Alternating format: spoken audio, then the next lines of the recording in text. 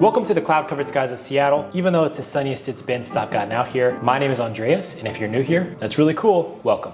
Before we dive in, of course, hit the like button, and if you like what I'm making, you like me as a person and the content that I make, consider subscribing. Let's rock. Right now I'm 23 years old and I've already lived in 5 different apartments since I've left college. So I think I have a pretty good understanding of what essentials you'll need for a new apartment. In this video, I'm gonna break down what I consider the bare necessities of moving into an apartment that people might not realize, and then walk you through how much it cost me to move into this place and what I've purchased so far. So the first item is a cordless vacuum cleaner. It has changed my life and, dare I say, revolutionized the way I clean. I have never really used a vacuum before, but the fact that it's a lot easier to use and it's multifaceted, which means that there's a lot of different ways and parts that you can use, whether you want to clean your couch, corners, or just straight up vacuum, you can do all of that with an interchangeable system. This is the first apartment that I've ever had that is completely wooden floors, and this thing makes cleaning and keeping up with those floors so much easier. I cannot recommend them enough.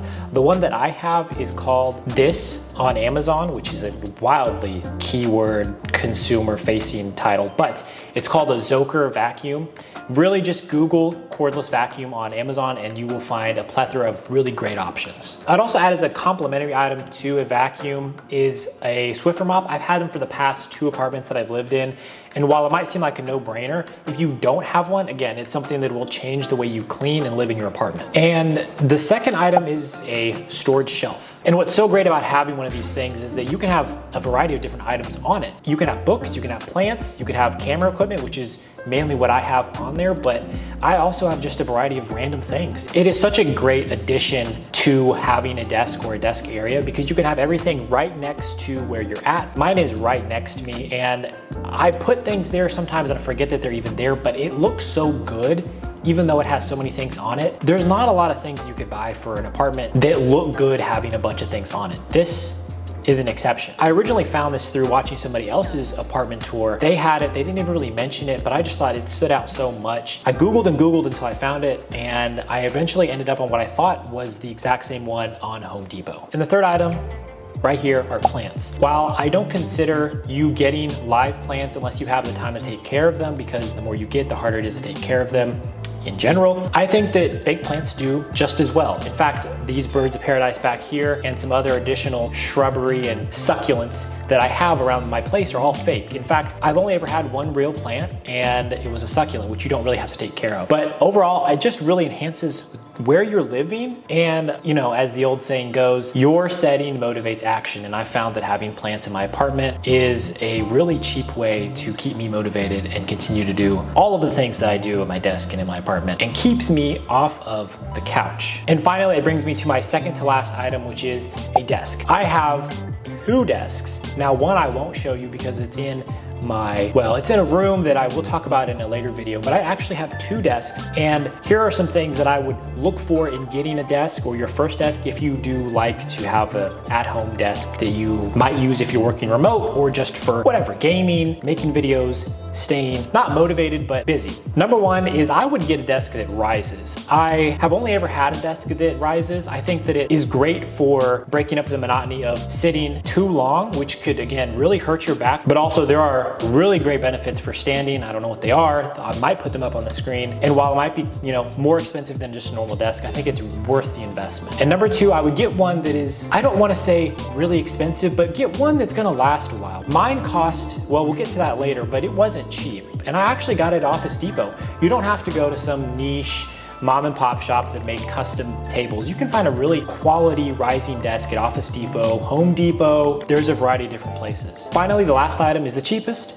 and the smallest, and probably the most like, duh, why would I not get that kind of item? But it's a blender. And again, I'm saying this and I'm like, well, duh, you should get but I never had a blender and I've lived in 4 apartments. I just now got a blender. I've invested in that blender. It cost me a pretty penny. It was more than $100, I'll tell you that. But I use it for everything. It is such a quality of life enhancement because it saves you time. There's not a lot of maintenance. And overall, your diet, I think, gets a little easier to manage. You can eat healthier when you can make a smoothie, you can make a protein shake like that without having to manage all the ingredients in one bottle and shake it for half a minute or a minute. 5 seconds, you're done. I think it's an amazing investment, and I got mine at Target just on a whim.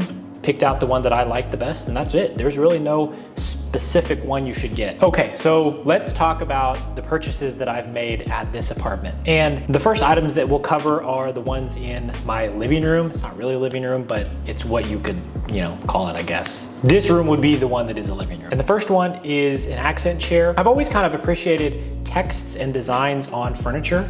My parents had one that was like bookshelves on a accent chair, really fancy one that they've had forever. And I always really appreciated the design. It made it feel unique. And so I found one, and again, everything that I'm mentioning also, I bought on overstock.com. I found this website recently, and everything that I've gotten is quality. It's not too expensive, and I've enjoyed everything so far. It's called a Porch and Den Bonner written text print accent chair.